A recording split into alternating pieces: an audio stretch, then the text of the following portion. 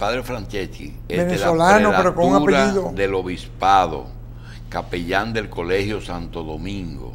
¿Del colegio o de la universidad? Del colegio. Doy clase en la universidad también. De Padre, moral. en este tiempo, generalmente... ¿Es su primera Semana Santa en este país? No, la sexta. La sexta, a ver. Generalmente uno hace planes, tanto para Navidad como para Semana Santa. Y nosotros queremos que el doctor nos diga para el cuerpo qué hay que hacer y usted que nos lo diga para el alma. ¿Cómo no? Generalmente, ¿cuál es la expectativa de la Iglesia Católica para los católicos que no tratan de imponérsela a las otras religiones en un tiempo como Semana Santa? ¿Cuál es la reflexión ideal? Sí. Bueno, lo principal es mirar la figura de Jesucristo, ¿no? Que no solamente es una figura histórica, sino que es alguien que está vivo, ¿verdad? Lo creemos por la fe. Pero a la vez hay manifestaciones hasta históricas también de su resurrección, como vemos en la Sábana Santa de Turín, como lo vemos en el testimonio de todos los primeros cristianos. Vemos que los apóstoles salieron corriendo cuando fue crucificado y luego regresan todos, excepto Judas, ¿verdad? Que había muerto, había traicionado al Señor. Todos regresan y dan la vida por Cristo. Y ahí se ve, y los primeros cristianos, que Cristo resucitó y por eso... Ese juicio Sí. que se llevó a cabo en Jerusalén, Sí. ¿fue político o religioso? Bueno, fue ambas cosas, ¿no? Político en el sentido que, como ellos mismos lo dicen, y lo ha dicho Caifás, tenían miedo a que siguieran a Cristo y entonces los romanos destruyeran el templo y destruyeran la ciudad, que fue lo que ocurrió 70 años después, ¿no? O 70 años después, no, en el año 70, ¿no? De nuestra era, cuando Tito invadió. ¿Y qué lenguaje tenía ese judío que molestaba a la tradición judía? Bueno, tenía un lenguaje totalmente novedoso. ¿Era revolucionario para esa época? Bueno, era totalmente revolucionario, porque está trayendo un mensaje que es distinto, no solamente un hacer cosas externas, sino un cambio del corazón, un cambio de la persona. El tema del perdón es algo totalmente cristiano. Y no fue a actualizar las Sagradas Escrituras que él vino, a poner al día. También la puso al día, las llevó a su cumplimiento, no las abolió como él mismo lo dijo, sino que las llevó a su máxima expresión, que es precisamente el amor, el imitar a Cristo, el perdón, la reconciliación, es mirar al hermano, es saber que está por encima de la ley que estaba establecida, el mandamiento del querer al otro. La pregunta viene, padre, porque pensábamos que ese Dios del Antiguo Testamento, que a veces era medio arbitrario y duro, según la Sagrada... Quizás duro, pero no arbitrario, ¿no? Era duro, padre. Era duro, sí. Era duro. Pero porque la gente, como también lo dice la Escritura, era de dura cerviz, era de cabeza muy dura. Y entonces tenía que a veces hablarles duro, sobre todo con el tema como la idolatría, con el tema de abandonar a Dios, de abandonar los preceptos. Entonces Moisés se cansa. Pero él fue el que lo hizo. Bueno, él fue el que creó voluntariamente. Claro, él es el que establece el pueblo en Abraham, y ese pueblo va creciendo, pero una cosa que Dios siempre respeta del hombre es la libertad. El libre albedrío. El libre albedrío. Es un don tan grande que tiene el ser humano que Dios se lo respeta. Y no nos obliga, sino que nos va dando razones para que rectifiquemos, ¿no? Y la mayor razón es Cristo. Bien. Y el comportamiento actual de un cristiano frente a esa conmemoración, porque es una conmemoración, no es una repetición del hecho, ¿verdad? Bueno, no es una repetición, es una representación en el sentido que vuelve a ser presente. Aquí está el tema de la fe. Sabemos que Cristo en cada misa se hace presente, vuelve a estar con nosotros, está ahí sobre el altar, está en la Eucaristía, ¿no? No es un recuerdo. Mire, aquí está, esto significa Jesucristo cuando consagró el pan, el Jueves Santo, que es lo que celebramos ese día, la institución de la Eucaristía, cuando Él consagra, dice, esto es mi cuerpo. No significa, como alguna gente traduce mal en alguna Biblia por ahí, no católica, porque el original dice eso, esto es mi cuerpo, Él está allí. Esta es el cáliz de mi sangre, ahí está Cristo, ¿no? Entonces vivimos eso, ese está Cristo con nosotros cada misa. Pero a la vez, en estos días, estamos celebrando ese momento de la institución de la Eucaristía, el Jueves Santo, el Viernes Santo, la muerte del Señor, y el sábado en la noche, la Vigilia Pascual, que es la resurrección de Cristo, ¿no? Es algo que la Iglesia vive desde el siglo II, o sea, es algo que es desde los apóstoles, que se vive la resurrección del Señor. Ya se empieza a celebrar el domingo, pero ya se escogía desde el siglo II un domingo para celebrar la resurrección del Señor. Bien, padre, ¿qué es prelatura del obispado, que es el cargo que usted ostenta? No prelatura del obispado, de la prelatura del Opus Dei, que soy de la prelatura del Opus Dei. ¿Opus Dei es una orden religiosa o es un partido político? Ninguna de las dos.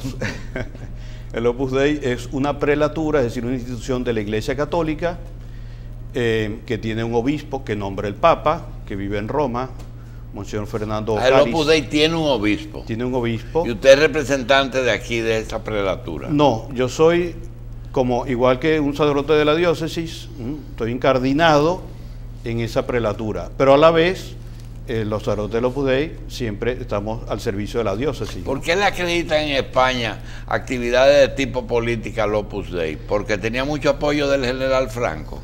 Pues nada que ver. Así como hubo no tiene nada que ver. Así como hubo gente que pudo estar en el gobierno de Franco, hubo gente presa del Opus Dei por eso, por el mismo motivo. La pregunta es la siguiente, padre. Sí. Usted sabe que todas las órdenes tienen una característica. Por ejemplo, la orden de predicadores son los dominicos. Sí. Los capuchinos son humildes, son los que visten de marrón. Los jesuitas son muy independientes y tienen su papa negro y esas cosas. ¿Por qué se caracteriza el Opus Dei? ¿Cuál es el sello? Sí, lo que promueve Opus Dei significa obra de Dios, ¿no? Eso. En latín, Opus Dei, obra de Dios, trabajo de Dios. Entonces, lo que promueve el Opus Dei es que encuentres a Dios a través de tu trabajo, de las cosas ordinarias. Es el carisma que recibió el fundador, que es santo, San José María Escrivá de Balaguer, que promoviera la búsqueda de la santidad. Entonces, la gran mayoría del Opus Dei son gente común y corriente, bautizados. ¿Y Escrivá de Balaguer fue un obispo del Opus Dei? No, porque ahí todavía no era prelatura. Él era el presidente general del Opus Dei, fundador. Después que él murió, el que lo sucedió fue el que actualmente es beato, o sea, fue beatificado en Roma. Ya Escrivá fue beatificado. Escrivá fue canonizado, es santo. El que lo sucedió, que murió en el año 94, Monseñor Álvaro del Portillo, es beato, ¿no? Fue beatificado. El que vino después fue Monseñor Javier Echevarría, obispo, y don Álvaro también. La santidad o la beatificación, que es el paso previo a la santidad, ¿qué implica? ¿Que está seguro que está en el cielo? Sí, es una definición de la Iglesia oficial, dogmática, o sea, porque es algo de fe, donde el Papa solemnemente declara, esta persona está en el cielo. Antes se hace un estudio muy serio de toda su vida, de todos sus escritos, se llaman a testimonio a muchísimas personas. En el cielo. Sí. Y luego que se compruebe por un milagro, ¿no? O sea, que es un estudio muy serio, muy detallado, muy exigente para que una persona sea declarada santa, ¿no? Es solamente que esté en el cielo. La Iglesia todavía predica que hay un infierno, padre. Por supuesto, ¿O eso no existe? Por supuesto que existe, está en la Escritura, ¿no? El Señor lo repite muchas veces, nos advierte sobre el infierno. Hay cielo y hay infierno, ¿no?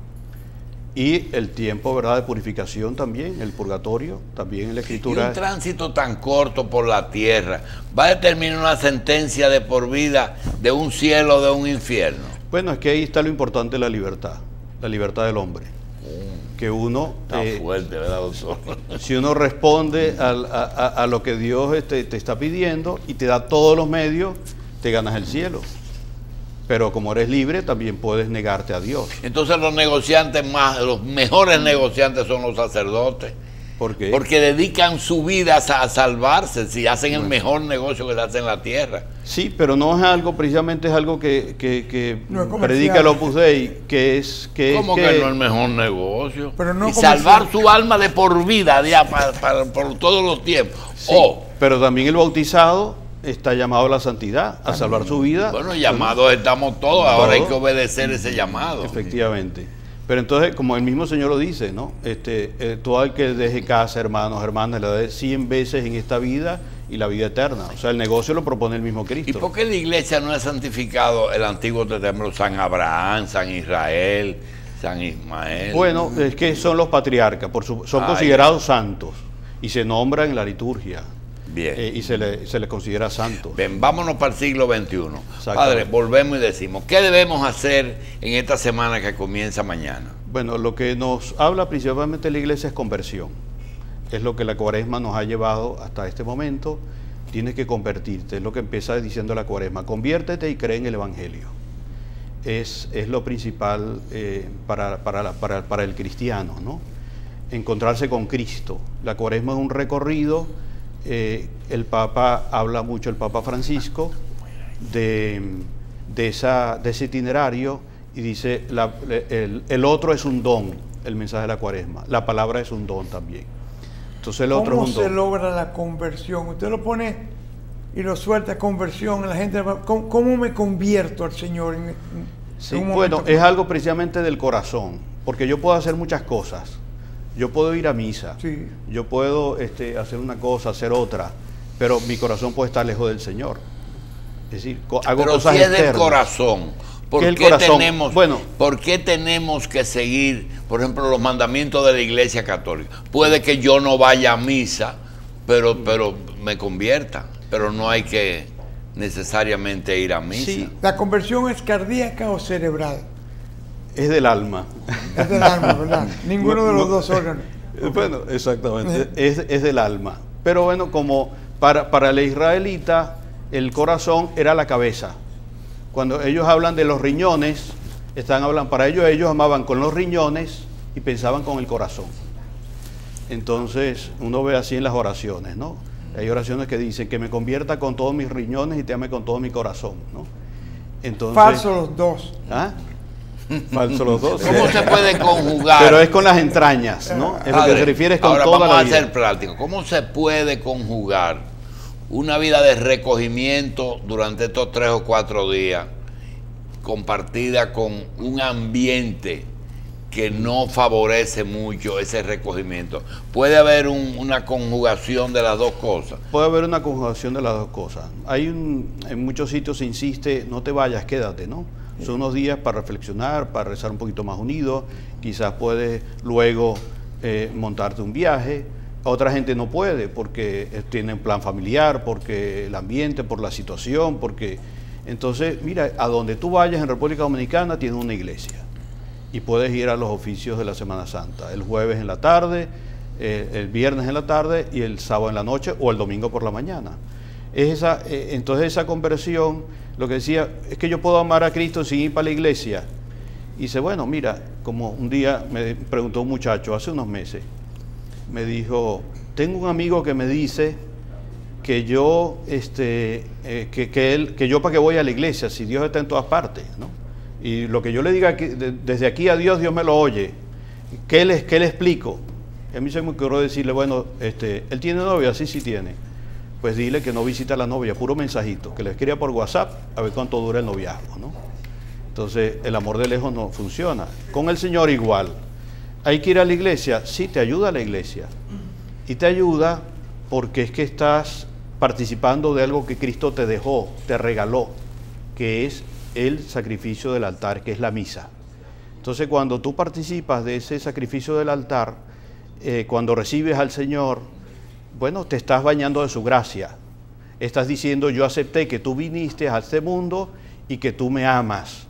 Por eso es bueno ir a la misa, por eso es bueno participar de esa liturgia que además es tan hermosa. Estos días tiene una liturgia muy bonita, tanto el jueves como el viernes como el sábado en la noche. La más rica de todas las liturgias de la iglesia es el sábado, la vigilia pascual, el sábado en la tarde, en la noche, ¿no?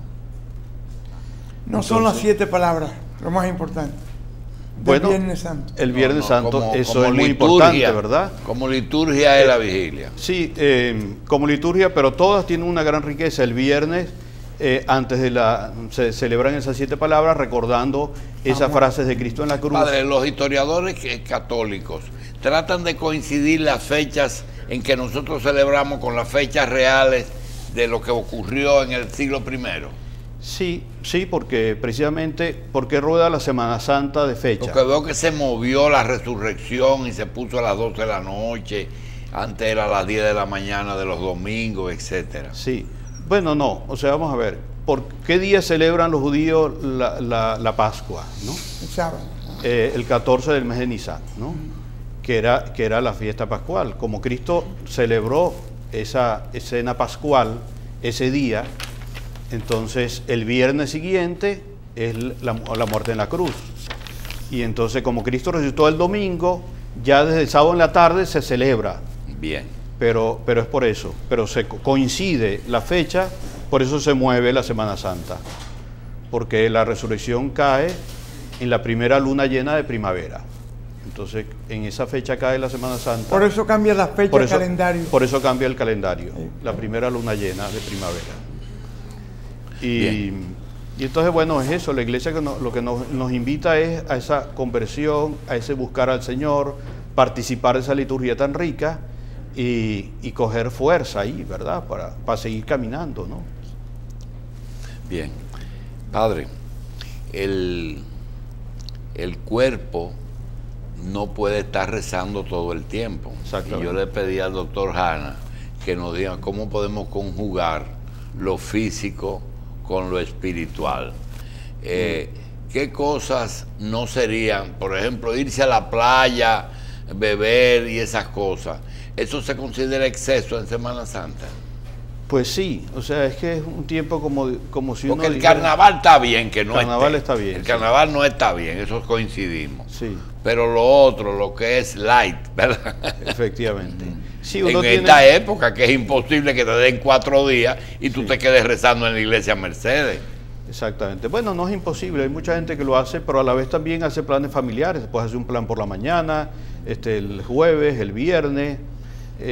Puedes hacer cosas y tienes muy cerca una iglesia, lo que decía. Y mira, el que tiene la posibilidad de salir cualquier fin de semana que le dé la gana, no tiene por qué salir este fin de semana. Que Bien. se lo deje a aquellos que son menos privilegiados, que solamente tienen un fin de semana al año, Bien, que claro, pueden disfrutarlo. Bien. Padre, vamos a darle las gracias y vamos a decirle a los amigos que este mensaje lo va a pasar en la Semana Santa. Padre Miguel Franceschi, de la prelatura del Opus Dei, capellán del Colegio de Santo Domingo.